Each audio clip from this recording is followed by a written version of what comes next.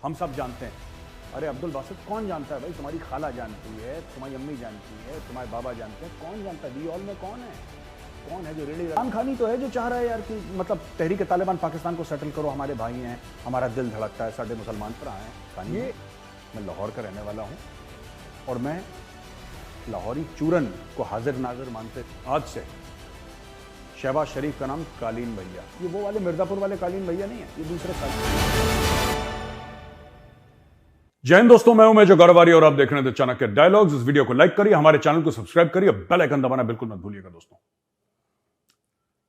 पेशावर पाकिस्तान में एक आत्मघाती हमला हुआ, 72 से ज्यादा जानें जा चुकी हैं और करीब 150 लोग गंभीर रूप से जख्मी हैं। तो पहले तो मैं ये संवेदनाएं प्रकट करना चाहूंगा, my sincere condolences to those innocent people who have lost their lives. और मैं सिर्फ इतना होप करता हूं कि पाकिस्तान कुछ सबक सीखे कि ये सांप पालने से कोई फायदा नहीं है। हिलरी क्लिंटन ने यही बात पाकिस्तान को बोली थी बहुत पहले। बड़ी फेमस उनकी एक स्पीच है, स्नेक्स इन योर बैकयार्ड, आप जाके देखिएगा। और हिलरी क्लिंटन उसमें कहती हैं कि अगर आप सांप पालते हैं अपने घर के पीछे तो आप ये मत सोचिएगा कि सिर्फ आपके पड़ोसियों को डसेंगे, वो आपको भी डसेंगे। और ये हिलरी क्लिंटन ने काफी साल पहले, पता नहीं 10-12 साल कब, मुझे नहीं याद है कब हिलरी क्लिंटन आई थी और उन्होंने ये बात बताई थी पाकिस्तानियों को। और उन्होंने ये बात बार बार बोली। यही चीज पाकिस्तानियों को चीनी समझा चुके हैं, यही चीज अरबी समझा चुके हैं, सऊदी अरब वाले, यूनाइटेड अरब एमिरेट्स वाले, जितने भी दोस्त हैं सब इनको यही बात समझा चुके हैं, लेकिन पाकिस्तानी समझते नहीं है। अब ये हुआ ये कि एक टेररिस्ट आया, वहां पे हाईली गार्डेड प्लेस है, ये बहुत ज्यादा गार्डेड प्लेस है, ये बड़ी सिक्योर प्लेस है, पुलिस लाइंस का ही ये मस्जिद है। उसके अंदर घुस गया और पहली सफ में यानी पहली लाइन में यहां पे इसने वो एक्सप्लोड करा, जो भी इसके पास मवाद था, जो भी इसके पास ये था। ही किल्ड हिमसेल्फ, यानी मस्जिद की छत गिर गई नीचे। Very very unfortunate, my sincere condolences to those who have died. It's very unfortunate. लेकिन पाकिस्तान को ना ये बात सोचनी पड़ेगी कि ये हो क्यों रहा है, ये हो क्यों रहा है। जब पाकिस्तान बनाया गया तो क्यों बनाया गया था दोस्तों? पाकिस्तान इसलिए बनाया गया था कि पाकिस्तानियों को लगा था, टू नेशन थ्योरी ये कहती थी कि हिंदू और मुसलमान एक साथ नहीं रह सकते, और एक साथ रहेंगे तो फसाद होंगे, दंगे होंगे, और हम लोग अलग अलग सिविलाइजेशंस हैं, अलग अलग थॉट प्रोसेस है हमारा, और हमें वो जस्टिस नहीं मिलेगी, हम महफूज नहीं रहेंगे, हम सेफ नहीं रहेंगे अगर डेमोक्रेसी आ गई इंडिया में। क्योंकि फिर हिंदू मेजॉरिटी में है, अक्सरियत में है, उनकी तादाद ज्यादा है, तो जाहिर सी बात है फिर प्रधानमंत्री भी उनके हिसाब से बनेगा, मुख्यमंत्री भी उनके हिसाब से मिलेगा, और हमें हमारे हक नहीं मिलेंगे। ये एक दिमाग में लोगों की चीज थी। पता नहीं क्यों ऐसा था, पता नहीं क्यों ऐसा था। जो खुद पाकिस्तानी ये कहते हैं, और कई इंडिया में भी मौलाना मौलवी ये कहते हैं कि 800 साल भारत पे मुसलमानों का राज रहा। 1857 पे, उसके पहले ही खैर ईस्ट इंडिया कंपनी आ गई थी, उसके तो पहले ही 100 साल पहले आ गई थी। और उसके बाद फिर द क्राउन रूल्ड इंडिया। तो सब 200 साल अंग्रेजों का राज, उसके पहले 800 साल अकॉर्डिंग टू मुस्लिम्स।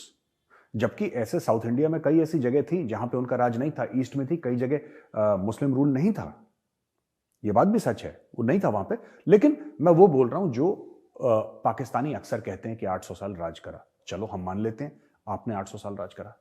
अगर आपने 800 साल राज करा हिंदुओं पे, और उसके बाद जो अंग्रेज थे उन्होंने हिंदुस्तान पे राज करा, तो फिर किस चीज का डर था कि हिंदू हमारा हक हमें नहीं देंगे? आपको ऐसा क्यों लगा? कभी आप किसी हिंदू शासक के नीचे, जो पाकिस्तानी ये बात बोलते हैं, कभी आपके पूर्वज किसी हिंदू शासक के नीचे रहे कि आपको ऐसा लगा कि हक नहीं देगा? मतलब आपको प्रूफ क्या था? हमारे पास तो प्रूफ है, हमारे पास तो बहुत प्रूफ हैं, एक के बाद एक के बाद एक के बाद एक, दर्जनों प्रूफ है हमारे, और कई सौ हजारों प्रूफ हैं, दर्जनों क्या। लेकिन आपके पास एक भी प्रूफ था कि हिंदुओं के नीचे आपको हक नहीं मिलेगा? लेकिन फिर भी आपने जिद में पाकिस्तान बनाया।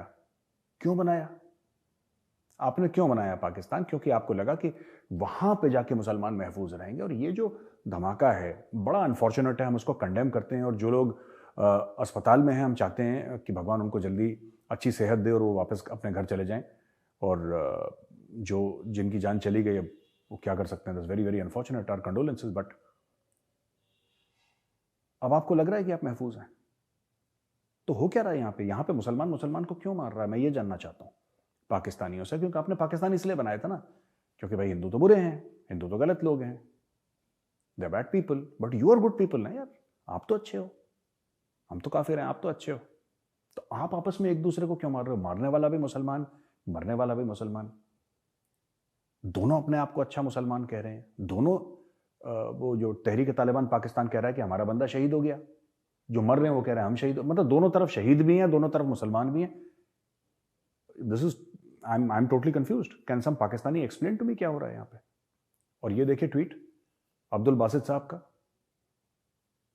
अब्दुल बासित साहब एम्बेसडर रह चुके हैं इंडिया में। अब ये मैं आपको पढ़ के बताता हूं, इतने पाकिस्तान की फॉरेन सर्विस में पता नहीं कहां आप लोगों का कोई टेस्ट वेस्ट होता है कि नहीं होता?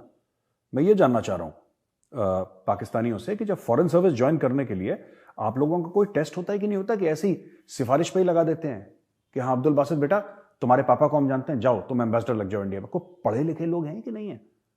कोई एम्बेसडर जो कि कहते हैं ना एम्बेसडर बड़े नपी तुली जबान में बात करते हैं, उनके बारे में तो हम लोग मजाक उड़ाते हैं कि फॉरेन सर्विस वाले आपसे बात ऐसे करते हैं जैसे कर्ज दे रहे हो। लूज टॉक नहीं करते जो आईएफएस ऑफिसर्स हैं, इंडियन फॉरेन सर्विस वाले हैं या फॉरेन ऑफिस के, दे लूज टॉक बिल्कुल भी नहीं, दे वेरी मेजर्ड। कितना बोलना है, क्या बोलना है, किसके सामने क्या बोलना है, उसका क्या उनको डॉक्यूमेंट्री प्रूफ देना है, दे वेरी वेरी केयरफुल भाई, 10 बार सोच के फिर, क्योंकि जो फॉरेन सर्विस वाला बोलेगा वो देश की पॉलिसी है।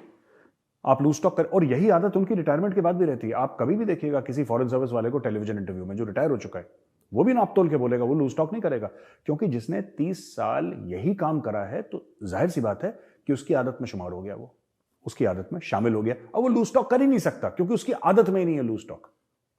ठीक है, ये ऐसी बात हो गई कि आपने किसी फौजी अफसर को बोला कि तो लेट उठता है, अरे वो 30 साल जल्दी उठाए, वो लेट कैसे उठ सकता है? उसकी तो आदत में शामिल हो गया, वो उठेगा सवेरे, उसकी आदत है। He will get up in the morning, whatever time he sleeps at night, he will get up in the morning, उसको जो काम करना शुरू कर देगा वहां से, दौड़ना भागना, क्योंकि उसकी आदत में शुमार है। Similarly for the foreign service. अब ये देखिए अब्दुल बासित साहब अपने ट्वीट में क्या कहते हैं, We all know who is behind the suicide blast in Peshawar today. TTP continues to be funded by one of our neighbors. What happened to the dossier Pakistan had prepared on the Johar Town blast? Johar Town में जो blast हुआ था, कौन था Johar Town में? हाफिज सईद। हाफिज सईद की बात कर रहे हैं कि हाफिज सईद के घर के बाहर जो धमाका हुआ था उसका क्या हुआ? ये लोग कहते हैं कि भारत की इंटेलिजेंस एजेंसी रॉ ने जौहर टाउन पर ब्लास्ट कर दिया। एक तो ये बात बिल्कुल झूठी है, और ये किससे पूछ रहे हैं what happened to the dossier? What happened to the dossier? ये तुम्हारे लोग जाने what happened to the dossier? तुम ट्विटर पे किससे पूछ रहे हो भाई? टैग करो ना उसको, बोलो Shahbaz Sharif what happened to the dossier, Imran Khan what happened to the dossier, उनसे पूछो ना। आप टैग किसी को कर नहीं रहे, फालतू की उल्टी सीधी बातें कर रहे हो। अब देखो, continues to be funded by one of our neighbours. अब मैं इसमें इंडिया को क्यों लेकर आ रहा हूं? इसने तो इंडिया नहीं लिखा, मैं इंडिया को इसलिए लेकर आ रहा हूं कि उसने जौहर टाउन ब्लास्ट लिखा और वहां पे पाकिस्तान ने डायरेक्टली बोला है कि इंडिया ने करवाया हाफिज सईद को मारने के। अरे हाफिज सईद को तुम लोगों को मार देना चाहिए था बेवकूफ, तुम बाकियों का क्यों वेट कर रहे हो कि बाकी मारे? हम ये नहीं कह रहे कि हमने कुछ करा है, लेकिन this should have been done by you, उसको ठोक देते पहले, तुम क्यों वेट कर रहे हो? और ये देखो, वी ऑल नो, आप देखिए इतनी अकलमंद अब्दुल बासित हैं, ये अपने आप को एम्बेसडर लिखते हैं फॉरेन सर्विस। तभी मैं कहता हूं यहां पर वो मैन पावर है ही नहीं पाकिस्तान में, ह्यूमन रिसोर्स है ही नहीं। Have you ever heard an Indian ambassador talking like this? We all know, हम सब जानते हैं। अरे अब्दुल बासित कौन जानता है भाई? तुम्हारी खाला जानती है, तुम्हारी अम्मी जानती है, तुम्हारे बाबा जानते हैं, कौन जानता है? वी ऑल में कौन है? कौन है जो रेडी लगाता है वो जानता है, जिसकी दुकान है वो जानता है, कौन जानता है? We all know who is behind. तो ये इसीलिए तो इनके साथ बहस नहीं हो सकती पाकिस्तानियों के साथ। ये लाहौरी चूरन टाइप का मामला है बिल्कुल। You can't argue with them simply because their mind is of a different this thing altogether यार। आप नहीं कर सकते उसको, you cannot, आप नहीं कर सकते। ठीक है, अच्छा, पाकिस्तानी प्राइम मिनिस्टर शहबाज शरीफ ने बोला है कि नेशनल एक्शन प्लान को हम फुल फोर्स में हम इंप्लीमेंट करेंगे। ये सब हवा में बातें करते हैं ये लोग, ये अपने लोगों को झूठ बोलते हैं। ठीक है भाई, इमरान खान ही जो था, जो चाह रहा था कि 5,000, हमने पिछले वीडियो में भी एक कवर करा था कभी, आई थिंक 2-3 हफ्ते पहले, इमरान खान ही तो है जो चाह रहा है यार कि मतलब तहरीक तालिबान पाकिस्तान को सेटल करो, हमारे भाई हैं, हमारा दिल धड़कता है, साढ़े मुसलमान भरा हैं। ये इमरान खान के डायलॉग हैं। फिर इमरान खान कहता है कि बाकी लोगों ने मुझे सपोर्ट नहीं करा, मुझे पैसे नहीं दिए, मैं तो चाह रहा था उनको सेटल कर देना। और टीटीपी वालों को मारना है, उनको सेटल नहीं करना। पाकिस्तानी खुद कंफ्यूज्ड हैं। ये कह रहे हैं जो आतंकवादी है, और ये ऐसा आतंकवादी नहीं है कि जिसको ओजीडब्ल्यू टाइप का है या जो सिर्फ मदद करता है या रास्ते से भटक गया। ये वो लोग हैं जो सुसाइड बॉम्बर टाइप के हैं, जो गलत लोग हैं, who are proscribe terrorists by the United Nations. उन लोगों को इमरान खान कह रहा है मैंने सेटल करना है, और फिर कह रहा है यार लोगों ने मुझे पैसे नहीं दिए वरना तो मैं सेटल कर देता। ये what kind of stupidity is this? Terrorism has to be eliminated. You can't negotiate with terrorists. ये पता नहीं क्या ये क्या बोलना चाहते हैं। अच्छा, यहां पे फिर से एक काउंटर टेररिज्म डिपार्टमेंट का ऑपरेशन हो रहा था स्वाबी में, वहां पे कर दिया। 2 बॉम्बर्स ने अपने आप को खुदकुश आउट हो गए। और एक और खबर है, बलूचिस्तान की कची में भी एक और अटैक हुआ। तो रोज के रोज पाकिस्तान में ये हो रहा है, रोज के रोज। और every single day there is something happening in Pakistan. और मुझे लगता है कि पाकिस्तान को कहीं ना कहीं पाकिस्तान को यह बात सोचनी पड़ेगी कि you cannot differentiate between terrorist. Hafiz Saeed, Maulana Masood असर, सैयद सलाउद्दीन, ये अच्छे टेररिस्ट हैं क्योंकि ये भारत में खून बहाते हैं। तहरीक तालिबान पाकिस्तान, ये बुरे टेररिस्ट हैं क्योंकि ये पाकिस्तान में खून बहाते हैं। ये नहीं हो सकता। और जब तक पाकिस्तान के अंदर से ये कश्मीर बनेगा पाकिस्तान, कश्मीरियों से नाता क्या, ला इलाहा इल्लल्लाह, जब तक ये झूठ, ये फरेब, ये 420, ये धांधली, ये मक्कारी, ये फ्रॉड इनके खून से नहीं निकलता, तब तक they will keep on suffering. I am telling you, take it from me, they will keep on suffering. ये सफर करते रहेंगे। इनको बहुत बुरा इनके साथ हो रहा है because they are in two, ये 2 नावों में पैर रख के चल रहे हैं। They are sailing in 2 boats. Terrorism के खिलाफ इनको बोलना चाहिए कि जो कश्मीर में हो रहा है वो भी दहशतगर्द हैं। जब तक पाकिस्तान ये नहीं बोलेगा ये सब होता रहेगा, क्योंकि इनमें कंफ्यूजन है। इनके यहां क्यों प्रॉब्लम हो रही है? Because there is confusion. जब आपका प्रधानमंत्री पार्लियामेंट में खड़ा होकर यह बोल सकता है कि ओसामा बिन लादेन शहीद है, जब आपका प्रेसिडेंट और आर्मी चीफ परवेज मुशर्रफ एक इंटरव्यू में यह बोल सकता है कि सब जो ओसामा बिन लादेन है हमारी कौम का हीरो है, लश्कर तैयबा वाले हमारे कौम के हीरो हैं। और भाई जब तुम्हारे हीरो ऐसे हैं तो फिर कौन सा काउंटर टेररिज्म डिपार्टमेंट सीटीडी जो तुमने बनाया, ये क्यों बनाया? वो तो तुम्हारे हीरो हैं। तुम अपने हीरो के खिलाफ ऑपरेशन क्यों कर रहे हो? क्योंकि ओसामा बिन लादेन ने अमेरिकियों को मारा, इसलिए इनका हीरो है। तो देखिए, बात यह है कि अमेरिका से पैसा भी लो, खूब अमेरिका से पैसा लो, लेकिन ओसामा बिन लादेन की घर में फोटो भी लगाओ कि यार ये हमारा हीरो है, देखो। ये माइंडसेट यार पाकिस्तान, ये लाहौरी ही समझ सकते हैं माइंडसेट, और किसी का माइंडसेट, ये लाहौरियों का माइंडसेट ही हो सकता है कि जिससे तुम पैसे ले रहे हो, जिसकी खैरात पे इतने साल पले हो, उसी को गाली दो और उसी को मारने वाले को बोलो कि हमारी कौम का हीरो है। This logic, I mean, it totally escapes me. मुझे तो नहीं समझ में आता कि कोई भी ऐसा कर सकता है। अच्छा, बिलावल भुट्टो पहुंच गए हैं सब रशिया, और इन्होंने बोला है कि डिप्लोमेटिक रेजोल्यूशन होना चाहिए यूक्रेन वॉर का। ये मिले रशिया में सर्गी लेवरोव से। सर्जी लेवरोव जो फॉरेन मिनिस्टर हैं, उनके साथ ये बिलावल कहता है, we have a firm believe that all conflict can be resolve peacefully and there are no obstacles which diplomacy can not surmount. Ukraine conflict is no exception. Developing countries like Pakistan are facing negative consequences in the conflict in terms of economic impact. अच्छा, basically क्या है कि diplomacy जो है वो हर चीज का तोड़ है. डिप्लोमेसी फेल नहीं हो सकती. दुनिया में कोई भी ऐसी प्रॉब्लम नहीं है जो डिप्लोमेसी सॉल्व नहीं कर सकती. और यूक्रेन और रूस की जो लड़ाई है उससे पाकिस्तान को बड़ा नेगेटिव इकोनॉमिक इंपैक्ट गया. यानी कि यूक्रेन और रूस की लड़ाई जो फरवरी पिछले साल शुरू हुई थी, है ना, उसके पहले पाकिस्तान में दूध और शहद की नदियां बह रही थी. ये कहना चाह रहे हो बेटा? और एक बात बताओ बिलावल, मैं तुमसे एक बात करना चाहता हूं यार. तुम मुझसे छोटे हो इसलिए तुम कह के तुमसे पुकार लूंगा तुम्हें. एक बात बताओ यार, तुम जो काम करने गए थे रशिया में, तुम वो करो ना यार. तुम मांगने गए थे, तुम मांगते क्यों नहीं हो वहां से? तुम क्यों ये लंबी लंबी फेंक रहे हो वहां पे? क्यों लंबी लंबी फेंक रहे हो यार तुम? कि रूस और यूक्रेन, तुम्हारा मतलब ही नहीं है रूस और यूक्रेन में. तुम्हारा कोई लेना देना नहीं है रूस और यूक्रेन का यार. तुम्हारी सिंपल सी एक चीज है simple thing, okay, very simple. इसमें ज्यादा कुछ परेशान होने वाली बात नहीं है। It's a simple thing. रूस, तेल आज दे दो, पैसे 10 साल के बाद बात करेंगे। तुम तो उस काम के लिए गए हो, तुम भीख मांगने के लिए, तुम भीख मांगो ना यार। जिसमें तुम्हारी पीएचडी है, जिसमें तुम्हारी मुल्क की और तुम्हारे सियासतदान, तुम्हारे जो नेता हैं उनकी पीएचडी है, ट्रिपल पीएचडी है, डबल ट्रिपल पीएचडी है, जिसमें तुम वो काम करो यार, जो तुम्हारा स्किल सेट है वो करो। तुम कहां डिप्लोमेसी में पड़ गए?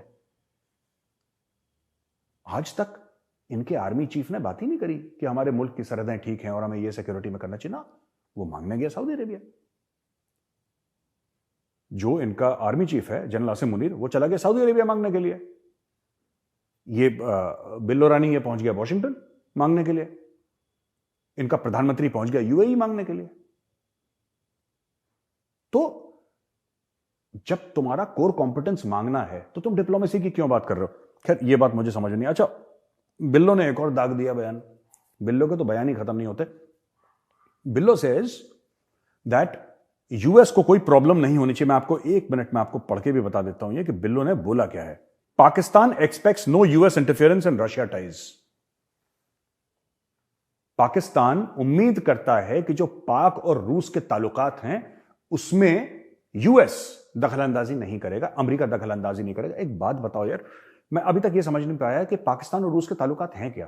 कोई पाकिस्तानी हो, मैं रिक्वेस्ट कर रहा हूं आपसे, ये मेरी आपसे गुजारिश है कि आप कमेंट्स में आकर यह बता दीजिए कि जनाब मैं पाकिस्तानी हूं, मैं लाहौर का रहने वाला हूं और मैं लाहौरी चूरन को हाजिर नाजिर मानते हुए यह कमेंट देना चाहता हूं कि हमारे ये ताल्लुकात है रूस से। आपने आज तक भाई साहब 75 साल में एक लॉलीपॉप खरीदी है 2 रुपए की रूस से। बात लाहौरी ऐसे करेंगे हमारे ताल्लुकात रूस से। तुम्हारे कख ताल्लुकात किसी के साथ नहीं है यार। और अभी भी तुम मांगे तांगे का काम चला रहे। तुम मांगने गए हो वहां पर रशिया। क्यों गए हो तुम रशिया? तुम मांगने के लिए गए हो। You have gone to bag.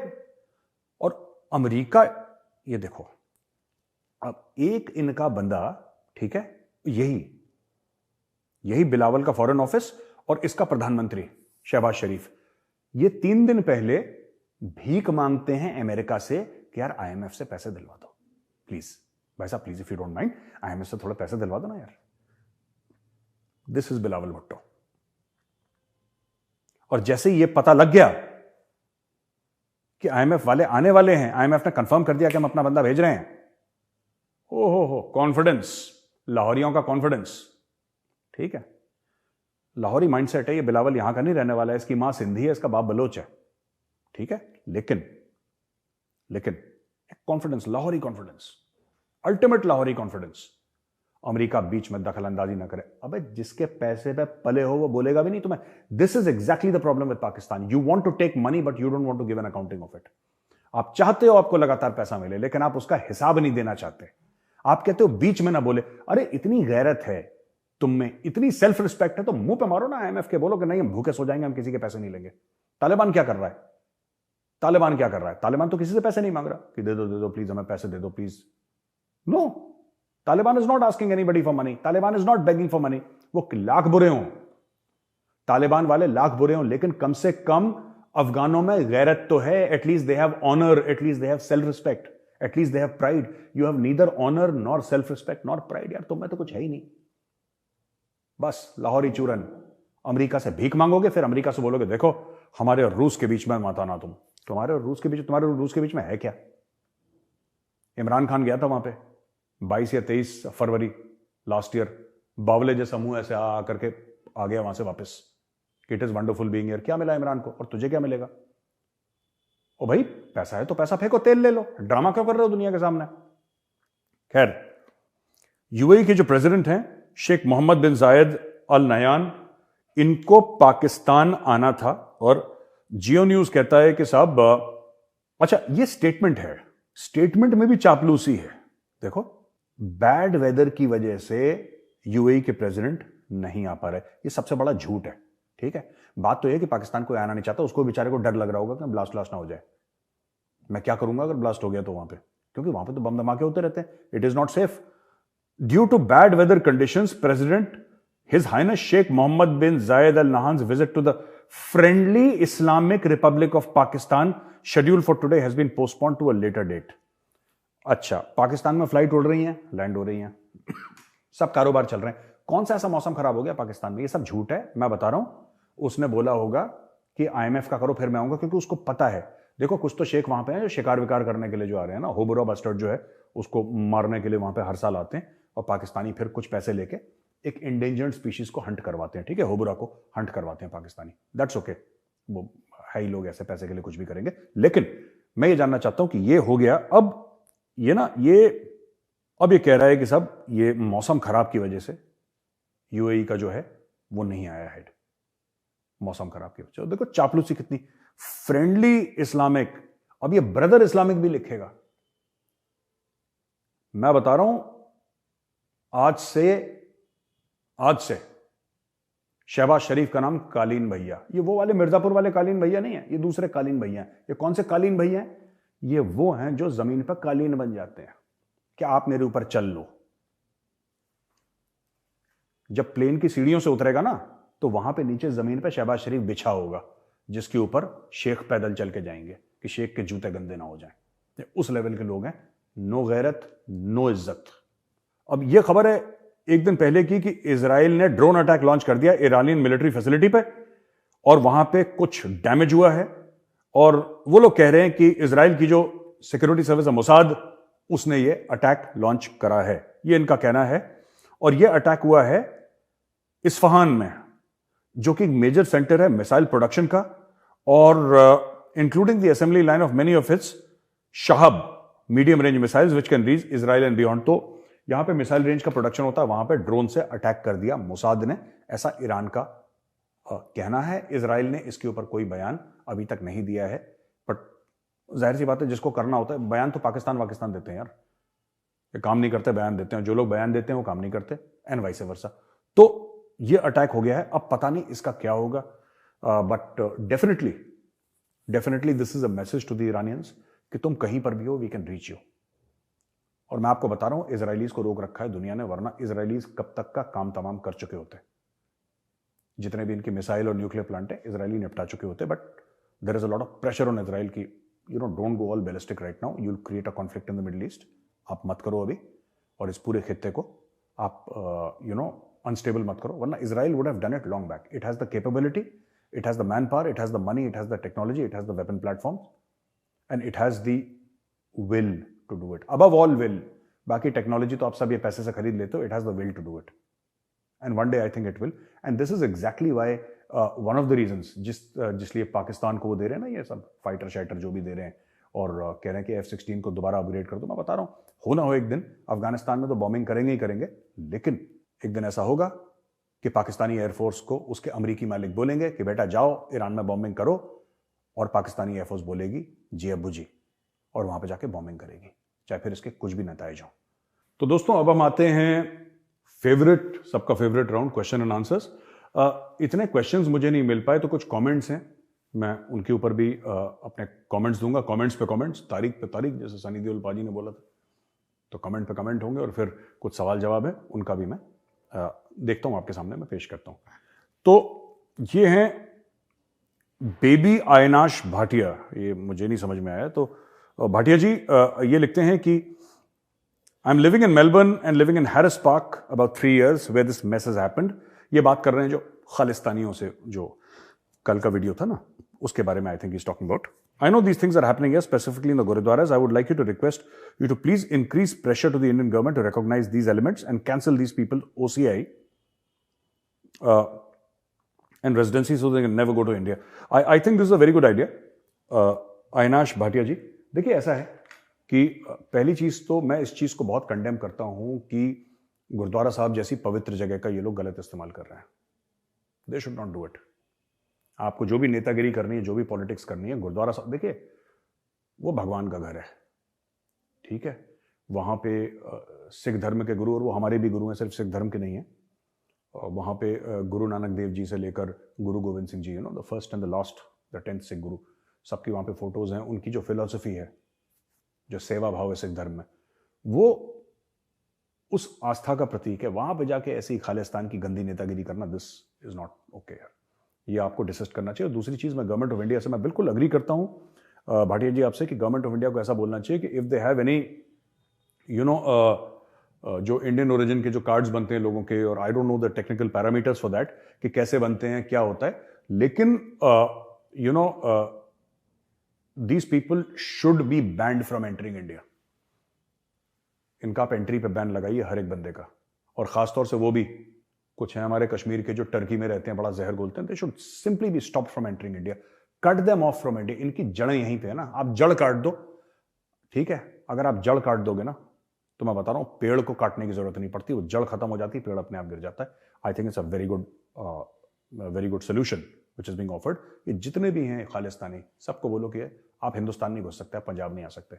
ज्यादा पंजाब का दिल में, पाकिस्तान जाओ, go to Pakistani Punjab. Indian Punjab it's a very very beautiful land. बड़े खूबसूरत लोग हैं, बड़ी खूबसूरत जगह है, बड़े अच्छे लोग हैं। प्लीज वहां पे don't spread pollution, be out of India, no need to come to India. ठीक है जी। दूसरा है शशिकांत जी हैं। शशिकांत कहते हैं, hello major sir, loads of love and respect. नमस्कार Shashi ji. My question to you is about Khalistani movement. About 85% Sikhs live in India and the rest of the 15% live abroad. Even in that 15%, about 1 or 2 lakh of them maximum do the drama for Khalistan and act exactly like Pakistani brainwashed Muslim Punjabis. So do you ever feel that Khalistani protesters could be actually Pakistani Punjabis acting as Sikhs? ये बड़ा interesting question है शशि जी आपका, और मैं आपको बताता हूं कि केंद्रीय सरकार से गलतियां बहुत हुई हैं भारत में। पहले मैं बहुत छोटा था, मैं डीपीएस आरकेपुरम में पढ़ता था। मैं और मेरी बड़ी बहन, तो दीदी और मैं वापस आ रहे थे, और मैं इसका पहले भी जिक्र कर चुका हूं। जब हमें यह पता लगा कि इंदिरा गांधी को मार दिया और छुट्टी हो गई, तो हमें तो पता नहीं लगा इंदिरा गांधी जी का असैसिनेशन हो गया, और हमें तो ये लगा कि छुट्टी हो गई। हम बच्चे थे, हमें तो अकल ही नहीं थी प्राइम मिनिस्टर क्या होता है। I was in I think class 8 और समथिंग लाइक दैट। थोड़ा बहुत पता था कि Indira Gandhi is the prime minister of India, but इतनी अकल नहीं होती ना बच्चे। जो 84 की राइट्स है ना, 84 की राइट्स, वो मैंने अपनी आंखों से देखी हैं। मल्टी स्टोरी फ्लैट्स में रहते थे हम लोग। ए ब्लॉक, आरकेपुरम सेक्टर 13 A1.1, वो हमारा घर था ग्राउंड फ्लोर पे। तो अगर आप टॉप पे जाओगे तो वहां से हायत रिजेंसी जो है ना दिल्ली का, हायत रिजेंसी हमारे सामने बना है। वो उस जमाने में वो एशियन गेम्स वगैरह क्या उसके चक्कर में बनवाया था, काफी कुछ इंफ्रास्ट्रक्चर दिल्ली में बना था, ये हमारे सामने बना है। I saw Sikhs being killed, and मैंने धुआं उठते हुए देखा है और आग लगते हुए देखी है। I am witness to 1984 riots, ठीक है। और अभी तक सिखों को न्याय नहीं मिला। दूसरी चीज, मुझे लगता है कि ठीक है इंदिरा जी ने बहुत अच्छा काम करा 1971 में, लेकिन मैं आपको बता दूं, मुझे नहीं पता, और हो सकता है मैं जो कह रहा हूं कि ये बड़ा कंट्रोवर्शियल हो जाए, लेकिन गोल्डन टेंपल के अंदर नहीं जाना चाहिए था फौज को। No, there are smarter ways to. हाँ, भिंडरा वाले गया था, हाँ, खालिस्तानी टेररिस्ट बब्बर खालसा वाले गोल्डन टेंपल के अंदर घुसे थे, वो उनके करम है यार, वो उनके करम है। उन्होंने गलती करी, आपने क्यों करी? They should not have sent. फौज तो हुक्म मानती है, कल कोई भी होगा, मंदिर होगा, कहीं भी होगा, जहां पे प्रॉब्लम होगी फौज तो घुस जाएगी अंदर, लेकिन इनको नहीं करना चाहिए था, और ये बहुत बड़ी भूल हो गई। उसका कारण है, आप किसी की आस्था से खेलोगे ना, वो आपको कभी माफ नहीं करेगा, ठीक है। आप, कोई सिख है, ठीक है, कोई सरदार जी हैं, आपने सरदार जी के साथ गलत कर दिया, ठीक है, और आपने बोला सरदार जी मुझसे गलती हो गई, मुझे माफ कर दो, वो सरदार जी आपको माफ कर देंगे, ठीक है ना। लेकिन अगर आप किसी को ह्यूमिलेट करोगे ना, आप किसी को इंसल्ट करोगे, आप ऐसी हरकतें करोगे ना, ये तो दिस इज नॉट गुड। फिर माफी, इसकी माफी नहीं है कभी। और ये घाव जो है, ये फिर कई 100 साल तक रहता है घाव, ये ऐसे नहीं जाता, राइट। और दोस्तों, मैं आज भी बोल रहा हूं कि पंजाब में जो हुआ गलत हुआ, नहीं होना चाहिए था। हजारों लोग वहां पे मारे गए पंजाब में because of this Khalistani terrorism and all that. Innocent बहुत मारे गए वहां पे, हिंदू भी मारे गए, सिख भी मारे गए, ठीक है ना।